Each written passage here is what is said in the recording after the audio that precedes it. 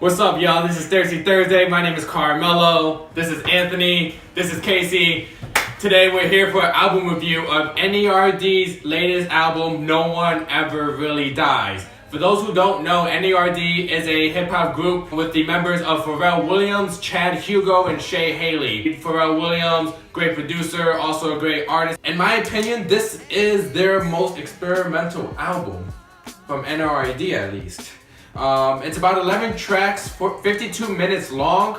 Not a bad listen at all. I actually really enjoyed the album personally, guys. I've listened to this a lot. Yeah. And not only is it experimental, but it's also really heavy on the features as well. I don't remember an N.E.R.D album this loaded with features before.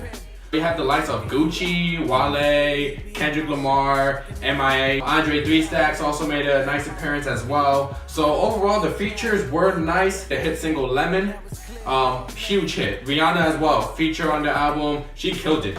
I'm gonna let you guys know right now, she killed it. She had bars, and she flowed really nice on this album. The production on the Lemon track, like that first half, it was okay. Very bubbly, it's very pop. And the energy is there. And then when that beat change, when Rihanna flowed, that was heat. That was heat. She probably definitely have one of the best features that I've heard from her in a long time. Mm-hmm. Like long time. So she definitely reminded people like she's not only just a singer, like an R&B singer, but she's also old school bad girl Riri. And she's also an MC. So the tracks, as it goes down, is Deep Down Body Thirst and Voila. Deep Down Body Thirst is essentially Pharrell's Fuck You Trump song. I didn't even get that at first. It went. Go ahead. I've noticed that was like, when we first listened to it, we looked at each other like, yo. We looked at each other like, whoa. Yeah. The lyrics though. That's why that's one track I did. I liked it a lot too, and it was classy. It wasn't like like fuck you Trump Yeah. or was I hate Trump because of this. Yes, it's very but you know it's targeted towards our president when he talks about like the wall, even calls him some subliminal names such as the Wizard of Oz, so on and so forth. You know, I didn't catch that until like my third or fourth listen to that track. And I thought it was a really nice, classy track. The production, again, very bubbly. I feel like the whole album itself, the production was very bubbly, was very pop. A lot of synthesized sound as well. But I like that. I like that he went a little bit outside of the comfort zone, just a little bit. But I think it worked out really well for this album, personally. I feel like it's hard to kind of get that vibe or pick up on what he's talking about at first, like the whole subliminal message with Trump, because the way that Deep Down Body Thirst is just so bubbly, so like it's happy. It's a happy energy. Yeah. It's very, it's very like vibing. You're not paying attention to like the lyrics. Yeah. Right. At least at first, yes, I do agree with that. Whenever I listen to Pharrell in general, though, usually the first thing that goes into my ears is how good is the production. Right. In my opinion, like there's a lot of tracks on this album that was very political. And maybe he did like the whole bouncing feel. Yeah. The album itself is very political. Yeah. Like the whole album itself. Yeah. I don't think it's as political as you. It's a very contrasting thing between the production and then the lyrics. Yeah. It's contrast. Mm-hmm. That's why I think he like overdid the bubbly type, happy type tracks on like almost all of them. Mm-hmm. They're upbeat to clash with to have like a duality. Yeah, you know what I mean? I think it's just very symbolic of Pharrell. We all know like Pharrell as a figure. So it's like he does it in a way, he speaks in a way that it doesn't take anything from his characteristic, and it doesn't like it's nothing negative. You know what I mean? Like he puts his opinion out there, but he does it in a very like gentlemanly way. Mm-hmm. So people still look at him as a professional. Right, exactly. 1000 Future, another featured artist on this album as well. At first, I didn't like it at all. And then it hit me when I realized the transitions in that track are amazing. Yeah. The layering in that production is amazing because it will start off with one beat, and then it will transition with another layer of production, and then another 16 or so, it will transition into another beat. And then when Future comes on, it's a completely different beat. And then once Future is done, there's another beat switch, and then after that beat switch, there's another layer like this. Yeah. That song shows the layers of the productions and the transitions that he can do is phenomenal. The layering definitely makes it seem like he's trying to introduce you to like the final product, that type of upbeat sound of music that we haven't heard very much of. It's very experimental, so maybe that's why it layers on slowly throughout the progression. And Future killed it too. Future was flowing in that track too. Yeah, it gave me a big burst of energy. Like as soon as I hear Future, I all of a sudden want to lift weights. Like it was that kind of energy, and I was like, it was heavy. It hit me hard. It made me bob my head really hard. I liked it a lot. That track I didn't like at first, but it did grow on me. And then you have Don't Do It with the one and only Kendrick Lamar. My opinion, not the greatest Kendrick feature.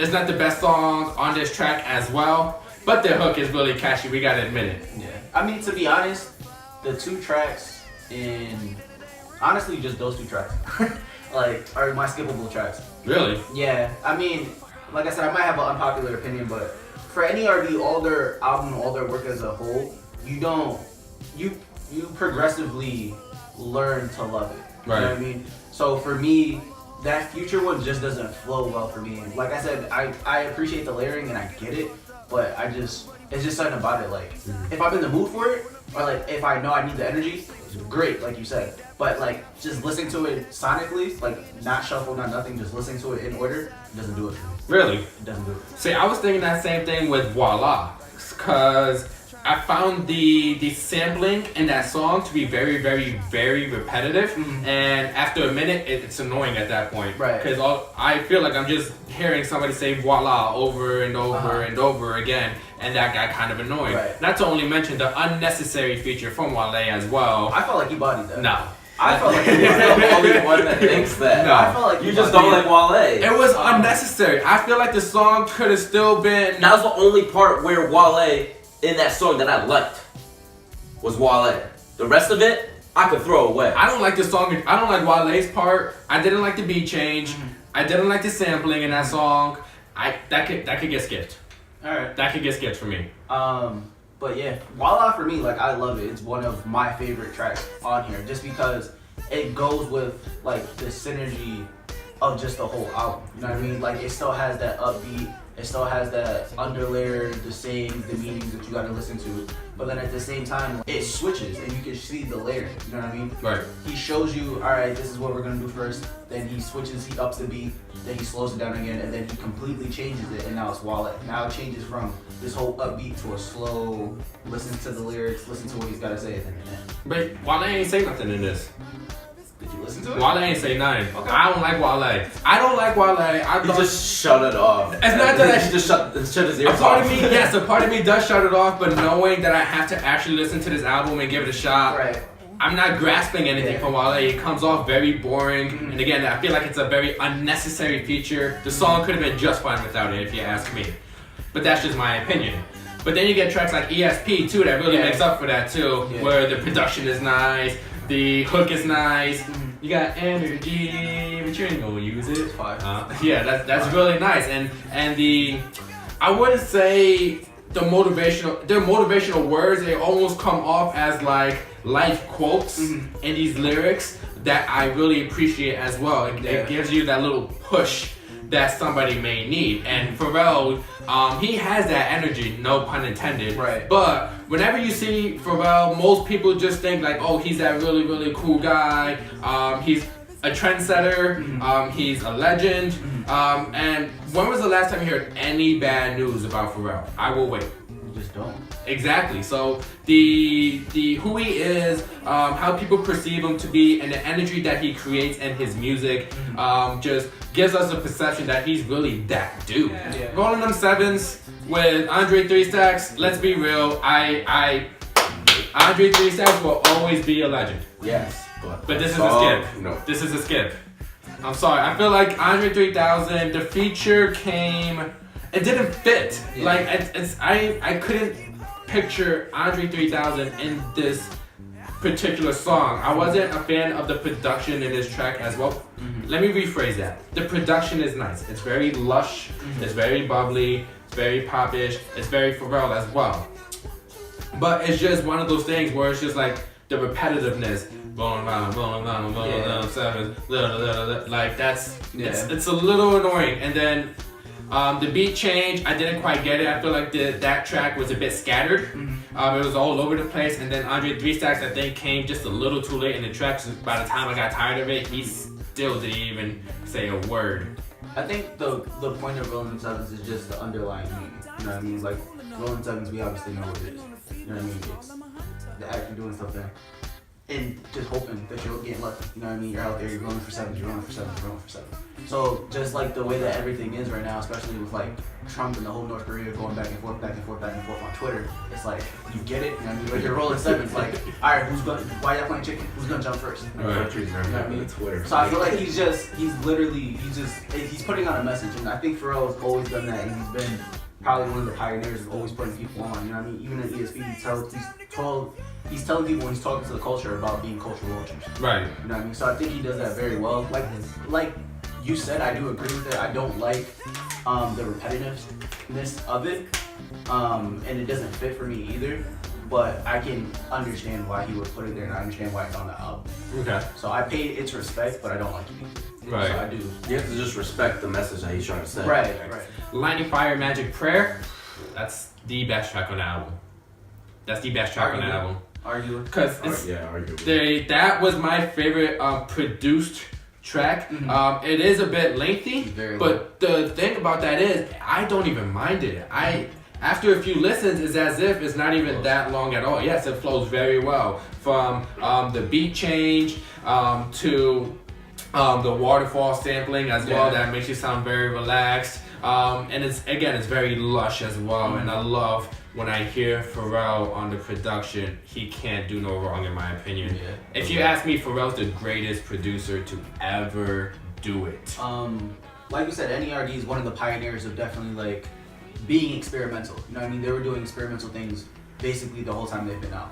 So for him to make a track like this and just speak and have it not as background music, but like you said, like calming music, is fire. Like you could tell the production on it, like he put thought into it. The way that the waterfall was sampled and incorporated, like it just flowed very, very, very well. And his voice was actually very nice in that track as well. I can tell his voice as his career progresses, it only gets better and better.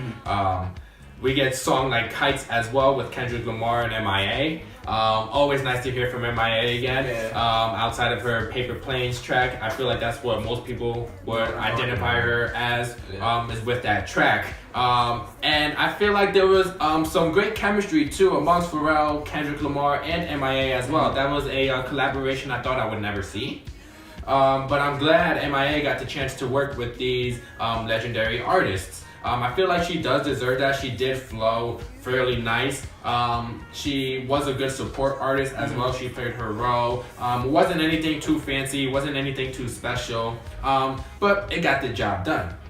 Kendrick Lamar and Kites as well, I think that was his best feature out of the two tracks that he was on as well with Don't Do It and with Kites. I think he did outperform himself on Kites rather than the other track as well. That's the only thing I really gotta say about this track. The whole track itself is fire, very experimental. It's very sampled, I guess you would say. But anytime Kendrick eats on a song, it's very hard to go after him or to just keep up with that energy. And M.I.A. did it very, very well. You know what I mean? You still listen to her track. It's not something like, oh, Kendrick's done, I'm gonna skip it. Right. Now you still listen to it. So for her to do that, like, I gotta give her props. She held her own. I agree with that because I honestly wish you can skip like the first part of the song. Really? Because I like when the beat changed, like the beat in the beginning. I don't like. I like the build. I don't like it. And once it changes beat to Kendrick, the rest of the song with M.I.A. I listen to. That's my favorite part. I would rather skip the Pharrell verse than that beat. Really? Yes. I like that beat a lot, actually. And it was a good build-up to the beat change as well. The beat change, again, is one of those beats where it was kind of repetitive with the sampling, but I didn't mind it with this track for some reason. I feel like you have to warm up to it. You have to warm up to it. Especially if you're not, like, if you don't listen to Pharrell's whole body of work and you're not accustomed to hearing that kind of sound from him, it's very hard to warm up to. Right, I understand that, but I also want to thank Kendrick for that as well because he actually did flow very well, very, very, very well with this really repetitive beat. I don't know how Kendrick does it, man. No matter what beat you're gonna put, he's going to flow. Yeah. And you notice too, MIA kind of had the slower aspect of that same beat rather than Kendrick. Kendrick did have that slower aspect, but when it did speed up as well, again, doing Kendrick Lamar, the same thing that he always does, just killing it. Right. You understand? And then we get the last track with Ed Sheeran. I want to let you lead off with this one actually, because I know how you feel about Ed Sheeran. I don't like it. I don't think I'm ever gonna like it. It is a good track. I like the vibes. Don't like the track. I think Ed Sheeran comes off as boyish in a way. Like his voice kind of sounds like it's almost as if they made the track while they were sitting at this table like this and just doing like an acoustic, and he took like his acoustic voice and just put it over Pharrell production. Over something. Right. I wasn't really too impressed with Ed Sheeran's performance in that track. But it's Ed Sheeran. I mean, it's not the worst thing I've heard. Yeah. Come on, I'm not gonna bash the man.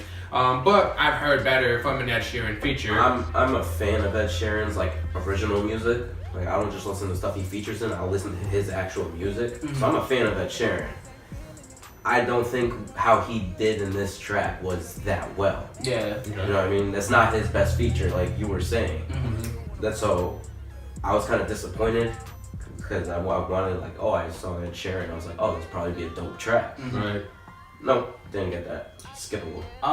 Like I said, I do like the vibes. I felt like it was a very good way to end the album. You know what I mean? It's very like cleansing and soothing. Right. It gives you that vibe like, all right, you can relax now. Like it's kind of over. But besides just providing that for the album, like a great way to just end and soothe and be like, all right, chill vibes. It didn't give me much. Okay. You know what I mean? Right.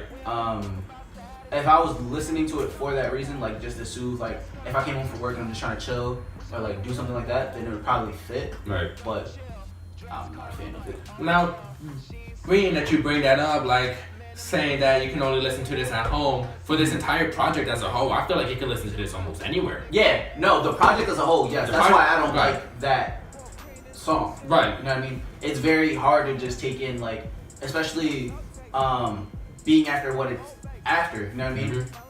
You have that vibe, that hard-hitting vibe, and then it just... Right.